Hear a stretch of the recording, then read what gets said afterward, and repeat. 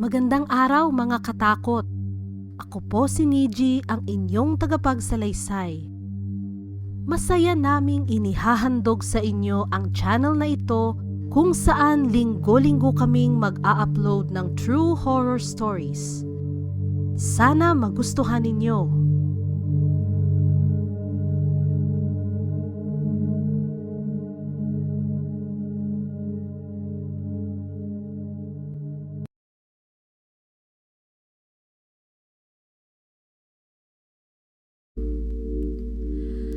Ang mga sumusunod na kwento ay mga karanasan ni Henry sa isa sa mga popular na bundok sa Pilipinas, ang Mount Makiling. Si Henry ay isang mountaineer na taga-South. Hindi pa siya bihasa sa pag-akyat ng bundok noong naranasan niya itong ikikwento ko. Dahil sa taga-South siya, ay naging Mother Mountain niya o ang unang bundok na kanyang naakyat ay ang Mount Makiling. Sikat ang Mount Makiling na mahiwaga at maraming kababalaghan, kung kaya't maingat na maingat sina Henry sa bawat akyat nila dito. Matindi ang kanilang paggalang sa kabundukan at inaayos nila ang kanilang pag-aasal. Sa akyat na ito ay 5 sina Henry at mga kaibigan niyang sina Jimmy, Jan, RJ at Aris. Tulad ng kanilang ipinlano ay overnight sila dito. Unang akyat ito ni Henry, kaya sobrang saya niya nang marating ang summit. Nakarating naman sila sa oras na kanilang pinlano. Ang nag-aya sa kanya na si Jimmy ay nag-aya na muli bumalik sa Aguila Base kung saan ang campsite. Ito ay mga 2 oras mula sa summit. Pre, tara na, baba na tayo sa campsite habang may ilaw pa. Pag-aya ni Jimmy sa mga kasama. Sige tol, sagot ni Henry na binubuhat na muli ang mga gamit niya. Nakarating ang 5 magkakaibigan sa Aguila Base na may liwanag pa. Nagbaba sila ng mga gamit at nagsimula ng magtayo ng mga tent. Abala sila sa paghanap ng panggatong nang masalubong ang isang grupo ng teenagers mula sa summit. Hala, ang tagal kasi nagpikturan eh. Gagabihin na tayo pababa. Reklamo ng isang dalaga. Sorry na te. Eto na, bilisan na lang natin. Sagot ng isa. Problema niyan, isa lang flashlight natin. Hayag ng isang binata. Day hike nga lang kasi dapat. Sagot ng nagrereklamong dalaga. Bilang nakatatanda, ay sumingit na sa usapan si Jimmy. Aabutan talaga kayo ng dilim niyan. Eto, sa inyo na yung flashlight namin. Sabi ni Jimmy habang inaabot ang 2 flashlight. Overnight naman kami eh. Bukas ng umaga baba namin. Dagdag pa nito. Kuya, naku, salamat po. Sagot ng binata na hindi nag-atubiling kunin ang 2 flashlight kay Jimmy. Sure po ba kayo? Pahabol na tanong niya. Oo, mas delikado kung kayo abutan ng dilim at kulang ang flashlight na dala nyo. Sagot ni Jimmy. Walang tigil na nagpasalamat ang grupo. Mga 10 teenagers sila at kulang talaga ang kagamitan nila. Pag-alis ng mga teenager ay nagbalik na sa kanya-kanyang gawain sa camp sina Jimmy. Tagumpay silang nakagawa ng bonfire at nakapagluto na ng kanilang hapunan. Sila'y nagkwentuhan magdamag kaya hindi nila agad napansin na kulang ang tubig na dala nila. Naku tol, kukulangin tayo sa tubig nito ah. Sabi ni John nang makita ang natitirang rasyon nila ng tubig. Oo nga no, patay. Dagdag ni RJ na nakasunod kay John. Lagpas alauna na ng madaling araw at hindi alam ni na Henry kung saan makakakuha ng tubig. May bukal dyan sa di kalayuan. Ayun lang, kailangan may 2 sasama sa akin at 2 din na maiwan dito sa campsite. Hayag ni Jimmy na sinisimula na ang paglagay ng mga bote sa kanyang backpack. Sama ako. Hayag ni Henry na voluntaryong sasama. Tila hindi gustong sumama ng iba, kaya nauwi sa Jack and Poy ang desisyon. Malungkot na kumuha ng backpack si John dahil siya ay natalo sa laro. Naiwang magbantay ang magpinsang sina RJ at Aris. Hindi mo naman masisi si John dahil talagang madilim na at wala silang flashlight. Nangapa ang 3 magkakaibigan sa dilim at sinundan lamang ang tunog na pinagmumulan ng malapit na bukal. Matiwasay silang nakarating sa bukal at nakapag-igib ng dagdag na tubig na kailangan nila. Nagsipaghilamos pa ng kaunti ang 3 at sinamantala na ang pagkakataon. Woo! Lamig! Ano, tara na? Tanong ni Jimmy sa mga kasama. Oo, tara. Sang-ayon ni John. Sa kanilang pagbalik sa campsite, ay nagulat sila na sa isang parte ng trail ay may mga alitap-tap. Maraming alitap-tap ang nag-iilaw ng daan sa kaliwang bahagi ng trail. Tara, dito tayo sa may ilaw. Hayag ni Jimmy na nauuna. Sinunod nila ng maigi ang iniilawan na daanan hanggang sa makarating na sila sa campsite. Ayos pala libreng ilaw. Hayag ni Henry na tuwang-tuwa sa mga alitap-tap na dadaanan. Tumambay pa at nagkwentuhan ang 5 at makalipas ang 1 oras, ay isa-isa na silang pumasok sa tent. Sina Henry at John na lamang ang naiwan, pero sila din ay panay hikab na. Tumayo na si Henry. Pasok na ako pre ah. Paalam niya kay John. Oo, ako din pre. Sagot ni John nang biglang may kumalabog sa may bonfire. Nakapasok na si Henry nang mangyari ito, kaya si John na lamang ang nakarinig. Gulat na gulat si John at halos mawala ang antok niya. Unti-unti siyang lumapit sa bonfire.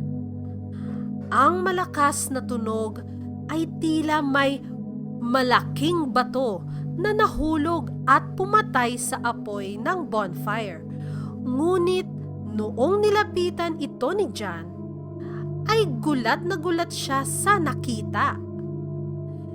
Isang malahiganteng dahon ang nakapatong sa bonfire. Kumuha si John ng mahabang kahoy sa tabi at sinundot ng paulit-ulit ang dahon. Ito'y tila normal na dahon na magaan at madaling mapunit. Napaisip si John sa hindi normal na naganap. Hinayaan muna niya ito at pumasok na lamang sa tent. Kinaumagahan, habang nagliligpit ay nagkwento siya sa mga kasama niya. Hindi rin makapaniwala ang mga ito sa mga sinasabi ni John sapagkat ang tinutukoy na dahon ay nasa itaas pa rin ng mga sunog na kahoy na tila normal na dahon lamang.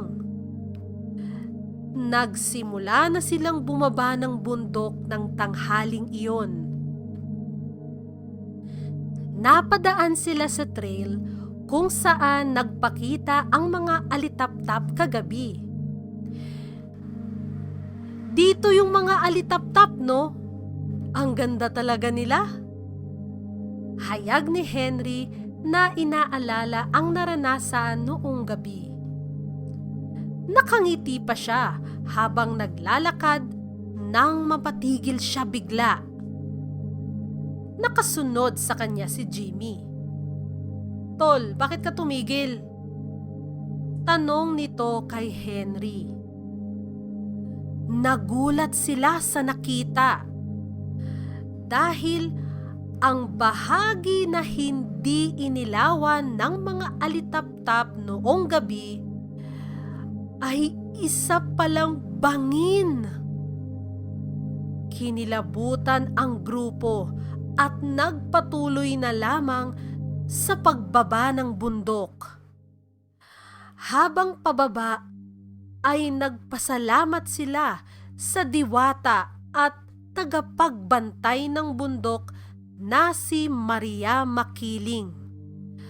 Dahil sila ay ginabayan nito at inilayo sa pahamak. Siguro dahil sila ay nagmagandang loob din sa kapwa, kaya sila hindi pinabayaan. Yung nangyari naman sa bonfire ay mukhang pinatitigil na din sila ng kwentuhan at pinagpapahinga na. Talagang mayroong bantay ang mahiwagang bundok.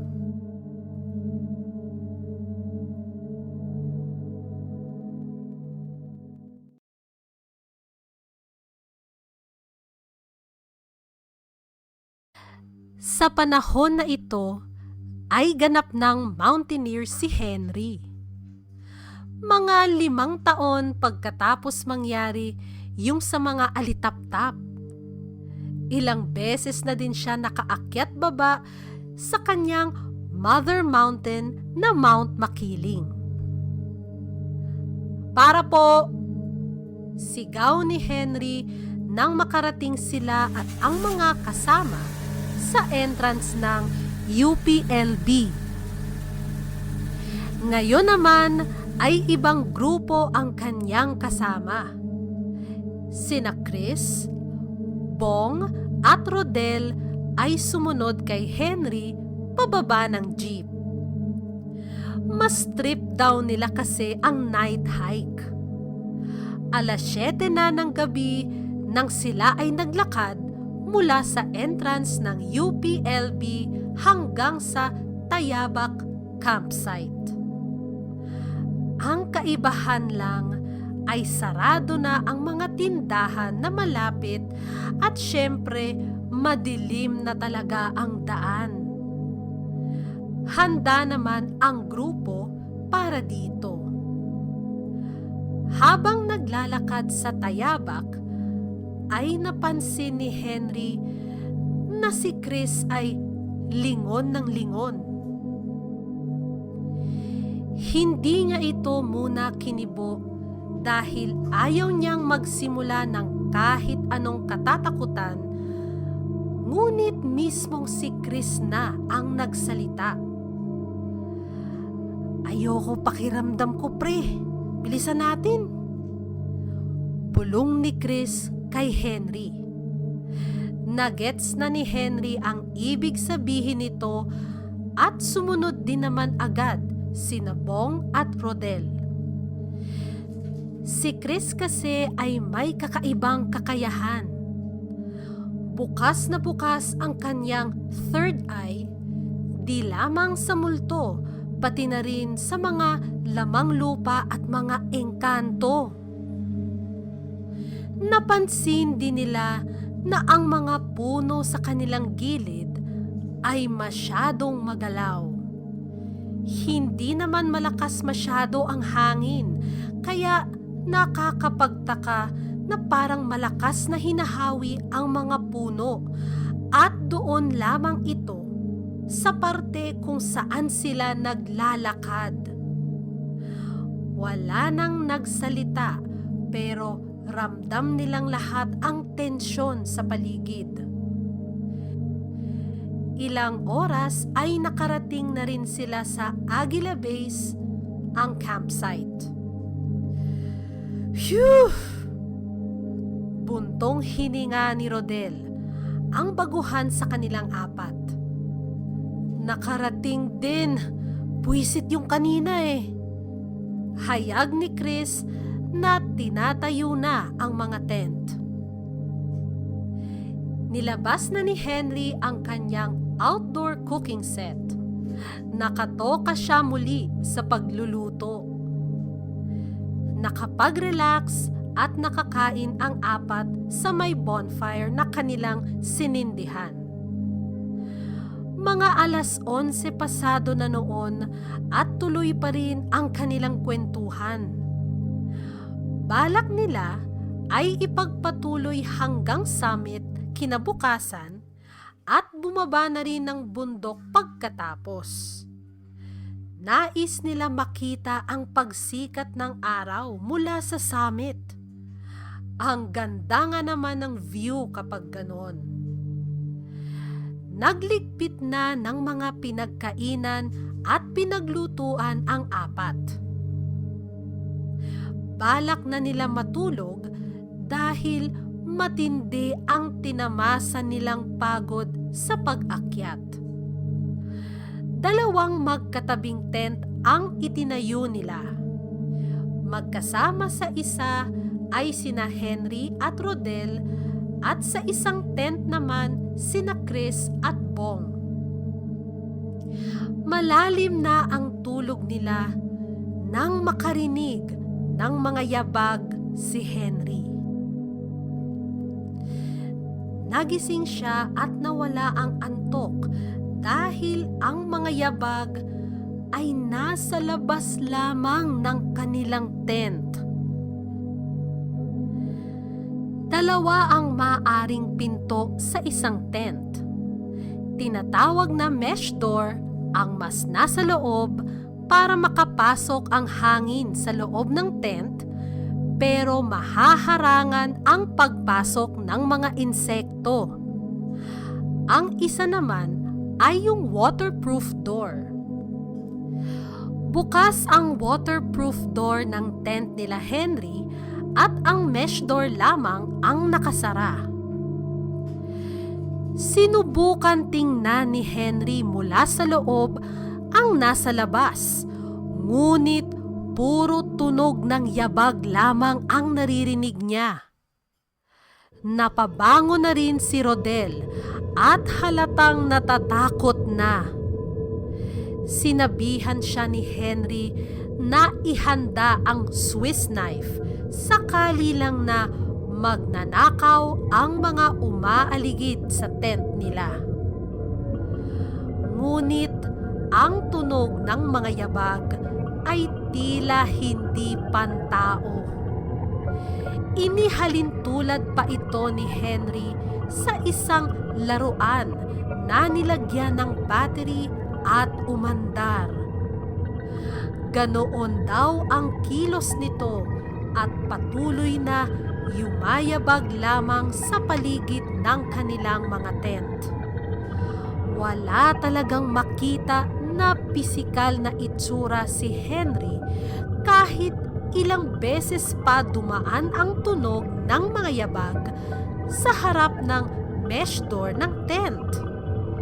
Sa oras na iyon ay sinubukan ni Henry kumustahin sina Chris sa kabilang tent. "Pre," malakas ngunit pabulong na tawag ni Henry kay Chris. "Oo!"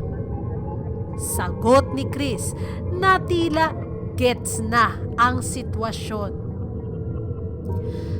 Nagpatuloy ang mga yabag sa paligid ng mga tent hanggang sa makatulog na lamang ang magkakaibigan. Kinaumagahan ay wala na ang mga yabag. Dahan-dahan silang lumabas ng mga tent at nag-inspeksyon ng paligid. Walang tao o hayop o kung ano. Natagpuan nilang nakakalat sa lupa ang iba nilang kagamitan. Pero ang pinaka nakakapagtaka sa lahat ay ang mga baon nilang condiments o pampalasa ay ubos na lahat. Naisip nila baka aso ang umubos nito, ngunit ang mga lalagyan nito na bote ay nakasara at maayos na nakatayo sa tabi ng mga tent, kung saan nila ito iniwan nung gabi. Kaninong mga yabag ang narinig nila buong magdamag? Ang nagmamay-ari kaya nito ay ang mga tila sumusunod sa kanila nung gabi sa tayabak na humahawi sa mga puno? Iyon din kaya ang umubos ng mga baon nilang pampalasa? Para kay Henry ay patunay ito na marami talagang nagaganap na hiwaga sa kabundukan at hindi lang tao at hayop ang mga naninirahan dito.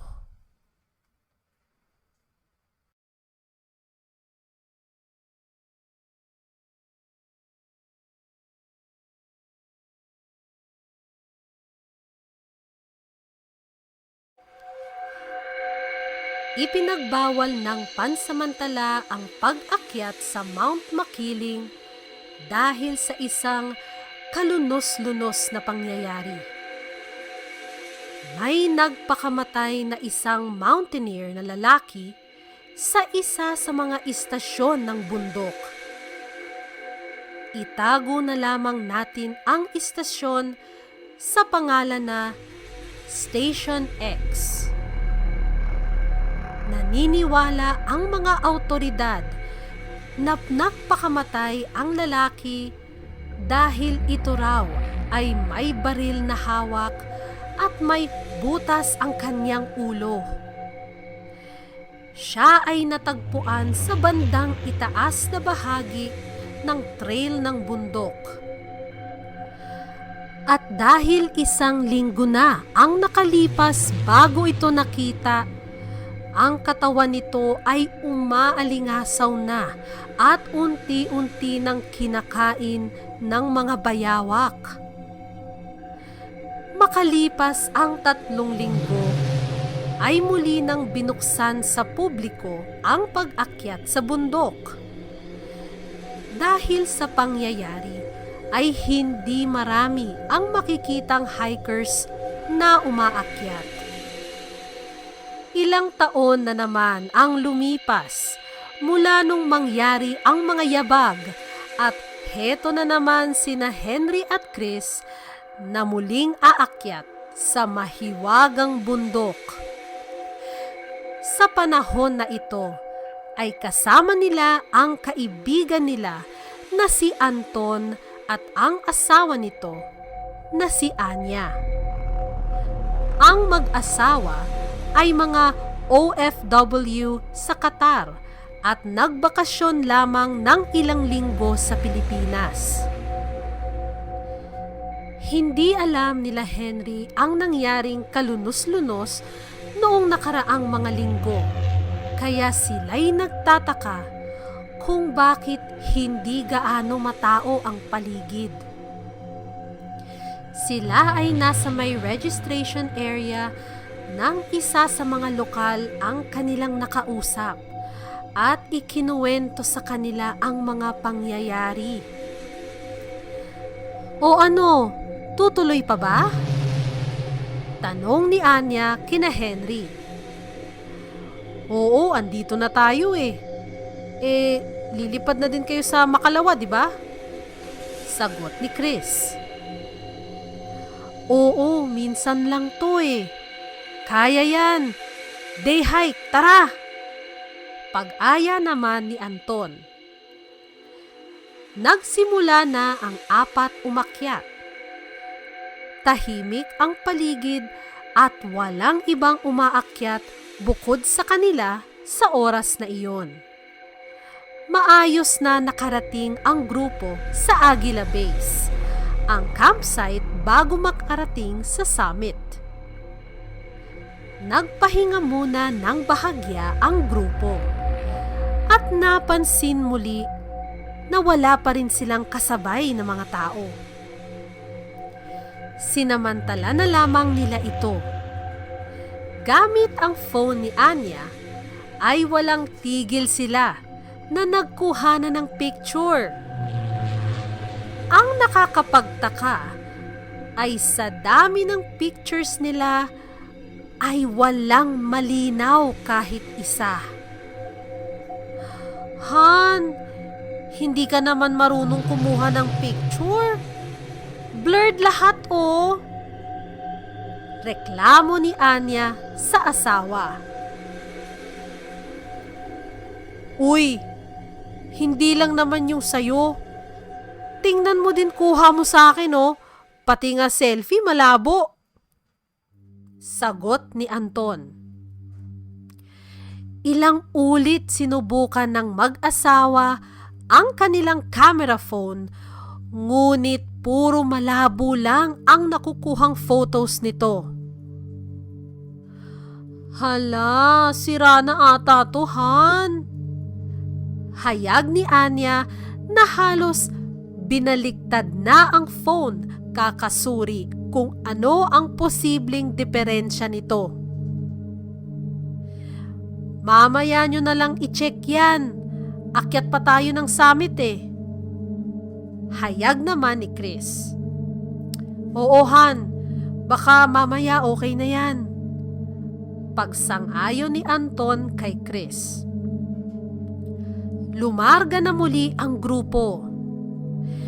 Itong parte ng trail ay napakatarik, kaya wala na din silang oras para tumigil at magpahinga o mag-selfie man lang, ngunit mayroon silang napansin habang sila'y umaakyat. Napatigil sila sa Station X, ang istasyon kung saan natagpuan ang bangkay ng mountaineer. Ilang linggo lamang ang nakalipas.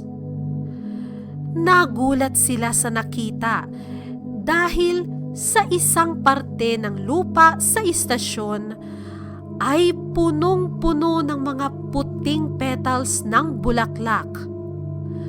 Ang mga petals ay tila iwinisik sa parte na iyon ng lupa at mukhang libingan ang naging itsura nito.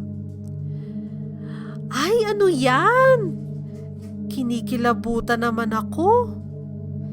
Sabi ni Anya na medyo natatakot na dahil alam niya ang naging pangyayari sa lugar na iyon. Napakapit ito sa asawa.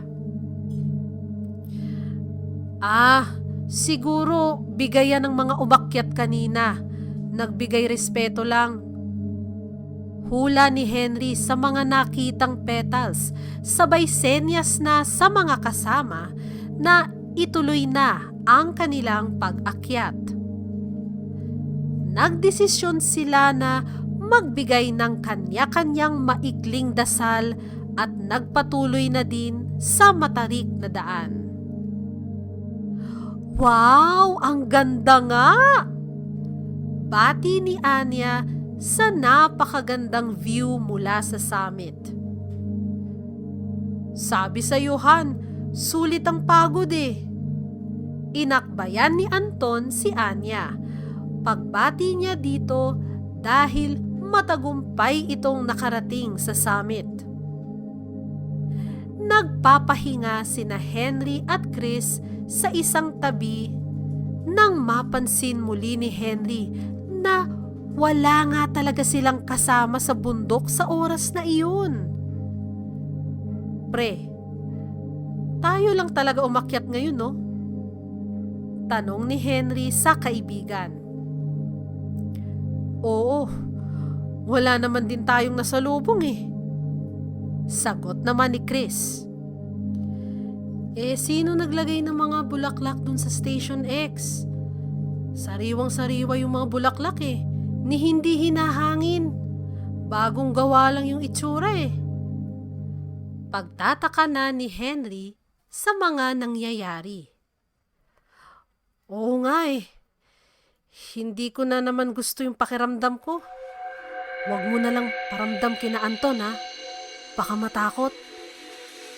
Seryosong hayag ni Chris. Ilang minuto lamang ay narinig ng dalawa si Anya na muling nagrereklamo na malabo pa rin ang kuha ng phone niya. Napailing na lang si Henry at tumayo na mula sa kanyang inuupuan. Kailangan na natin bumaba, aya nito sa mga kasama. Sumunod na rin si Chris at ang mag-asawa. Hinayaan na lang nila na malabo ang mga pictures. Wala naman din silang magagawa. Wala rin naman silang ibang camera phone dahil si Anya lang ang may dalang cellphone sa oras na iyon. Naglabasan na ng flashlight ang grupo habang pababa ng summit. Inabot na sila siyempre ng dilim. Handa naman sila para dito. Ngunit nang makarating muli sa Station X, ay muli silang napatigil. Laking gulat ng apat sa nakita. Wala na ang nakita nilang mga petals ng bulaklak sa lupa. Oh, bakit ang linis na niyan? Biglang tanong ni Anton. Walang nakasagot sa kanila. Pinag-isipan ni Henry ng mabuti kung anong posibleng nangyari. Tiningnan niya ng maigi ang lupa kung saan nakita ang mga bulaklak. Ginamitan niya ng flashlight ang paligid at wala siyang makita kahit isang petal. Imposible naman na walang matira kahit kaunti. Naisip niya din na baka may naglinis nito, ngunit sa pagkakaalam niya ay mga basura lamang ang kinukuha ng mga tagalinis at hindi mga natural na bagay tulad ng bulaklak. Huling hirit na ni Henry na siya ay tumingin sa itaas at nanlaki ang kaniyang mga mata.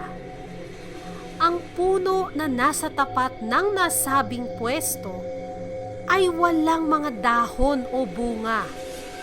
Napagtanto ni Henry na walang panggagalingan na puno ang mga puting petals at kumpirmado din na sila lang ang tao sa bundok sa mga oras na iyon.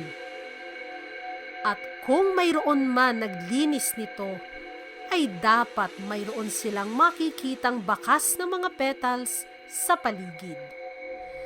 Kinakabahan na si Henry nang biglang nagsalita si Chris. Tara na, Tumakbo na tayo! Hayag ng kaibigan na naturingang may kakayahan pang supernatural. Sa oras na iyon ay hindi na napigilan ni Anya ang sarili sa pag-iyak. Lalong kinabahan na si Henry at tumango sa kaibigan. Tara na nga! Ang grupo ay walang ibang nagawa kundi tumakbo pababa ng Mount Makiling. Wala man silang narinig, naramdaman o nakitang katatakutan, pero ang mga pangyayari ay humuhudyat muli na maraming kakaibang pangyayari ang nagaganap sa mahiwagang bundok.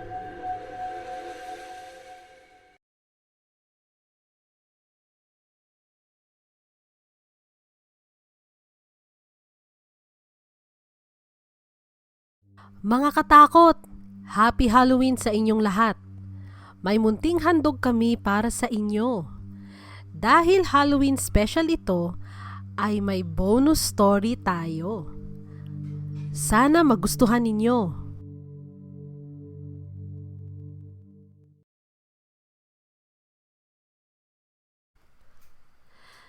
Napabuka ang mata ko nang maramdaman na tumigil na ang bus. Ayan na! Sigaw ng kaklasiko na punong-puno ng energy. Dumating na kami sa destinasyon ng aming field trip. Trekking ang pinaka-activity namin, kaya naman sa bundok at kagubatan ang setting namin. Ayoko ng ganito. Mas mabuti pa nasa bahay lang ako at naglalaro ng video games. Reggie, bilis! Tawag sa akin ng kaibigan ko. Oo na. Babagal-bagal kasi ako maglakad. Pumunta kami sa may main office ng trekking route. Siyempre, may kasama kami na guide bukod pa sa mga guro namin na kasama namin sa field trip na ito. Lumingon ako sa paligid. Maaliwalas. Iba din talaga ang nature. Nasa may pinakatuktok kami banda, kaya kita ang mga puno sa ibaba. May isang puno sa dulo na kung saan kami nakatayo. Hitik na hitik ang dahon nito. Tipong berdeng-berde ang kulay. Natigilan ako ng parang, Reggie! Huy! Tara na! Napalingon ako sa kaibigan ko nang kunin nito ang aking atensyon. Binalik ko ang tingin ko sa puno. Weird. Nagsimula na kami sa trekking matapos ma-orient.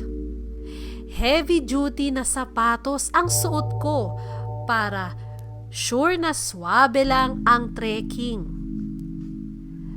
Pre, basta lagi kayo magtabi-tabi po. Sabi ni Lyndon na tropa ko din. Nasa bandang dulo kami. Meron kasi boys sa harap at boys sa dulo. Inaalalayan din kasi namin ang girls. Tumawa si Hector sa sinabi ni Lyndon. Naniniwala ka sa ganun talaga? Pre, naniniwala ka? Sabay tanong nito sa akin. Tumawa lang ako at umiling. Hindi totoo engkanto. Ano ba kayo? Bahala kayo. Kapag bigla na lang kayo sumakit ang tiyan o kung ano pa. Iiling-iling na sabi ni Lyndon. Padaan na kami sa mga bandang kuweba. Tandaan nyo kids, magpasintabi sa mga engkanto. Paalala pa ng guide. Mahina kami nagtawanan mula sa likuran. Hindi naman kasi talaga totoo yung mga engkanto. Hampasin ko pa mga halaman dito, sabi ni Hector. Tumingin siya sa katabing puno. Pinitik-pitik ang isang sanga. Hello? May tao ba dyan? Sabay tawa. Napailing na lang ako. Tapos si Lindo naman ay binilisan ang paglakad. Para bang takot na makasama kami. Tinuloy lang namin ang paglalakad hanggang sa mga bandang kuweba na kami napadpad. Hindi naman gaano nakakatakot sa loob, kaso baka madapa talaga. Kaya inalalayan namin muna ang mga babae namin nakaklase bago kaming mga lalaki ang nagpahuli. Kulob sa loob. Rinig na rinig pati patak ng tubig mula sa stalactite. Kaunting galaw din ng bato sa lupa, umaalingaw-ngaw.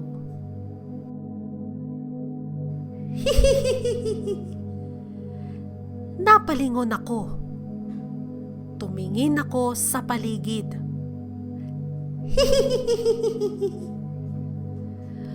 Bahagya ng laki ang mata ko bago ko tiningnan ang mga kaibigan.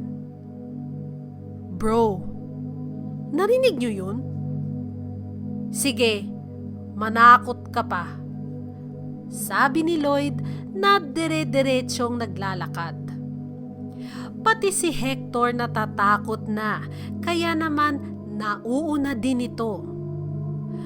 Gusto ko din sana tumakbo, pero rinig na rinig ko yung tawa eh. Luminga-linga pa ako sa paligid. Wala naman. Hanggang sa napansin ko na ako na lang pala sa parte ng kuweba na yun. Guys! Teka! Sinimulan kong tumakbo, pero di ko inaasahan ang madulas na parte ng kinatatayuan ko. Padapa ako sa lupa, pero mabuti ay naalalayan ko kaagad ang sarili, kaya hindi masyado malakas ang impact. Pero putikan ang harap ng suot ko na t-shirt.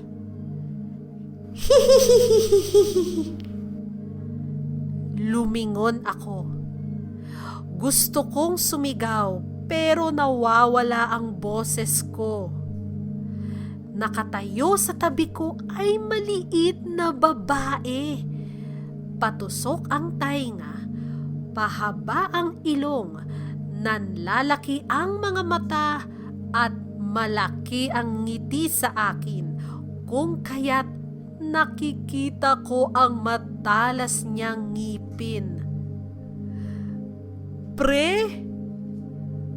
Napatingala ako at muntik na mapaiyak sa tuwa nang makita ang mga kaklase. Binalikan nila ako. Lumingon ako kung saan naroon ang maliit na babae, pero wala na. Sobrang bilis ng tibok ng aking puso at pinagpapawisan ako. Hindi ko napansin na umiiyak na din pala ako. Sinusubukan akong kausapin ng mga kasama ko, pero hindi talaga ako makakalma.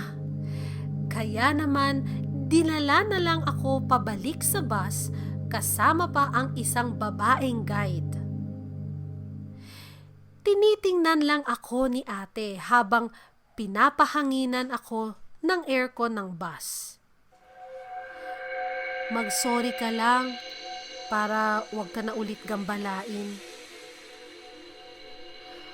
Bulong ni ate sa akin bago ito naglakad papunta sa office.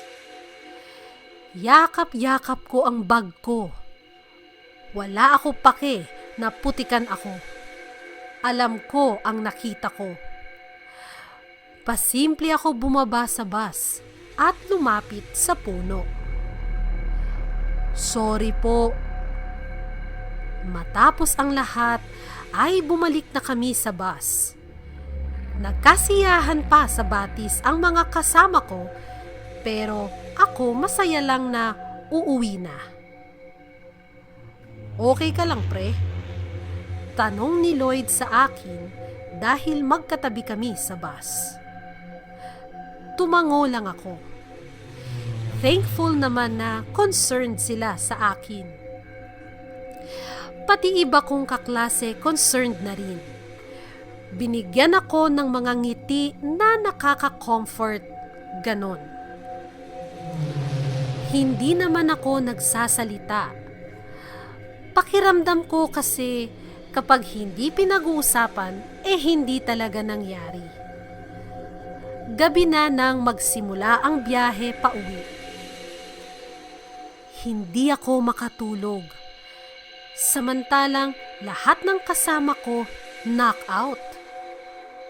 Teka, may isa pa akong kasama na dilat din ang mata at gising na gising ang diwa. Pre, okay ka lang? Tanong ko kay Hector. Lumingon sa akin si Hector na namumutla. Magsasalita sana ito nang bigla itong nasuka sa aisle ng bus. Lahat ay nagising at napatingin sa kanya. Agad na lumapit ang teacher. Pinagpapawisan din ng malala si Hector, kaya agad itong inalalayan ng aming guro. Saka naman lumingon sa akin si Lyndon. Sabi kasi sa inyo, magsabi kayo ng tabi-tabi po.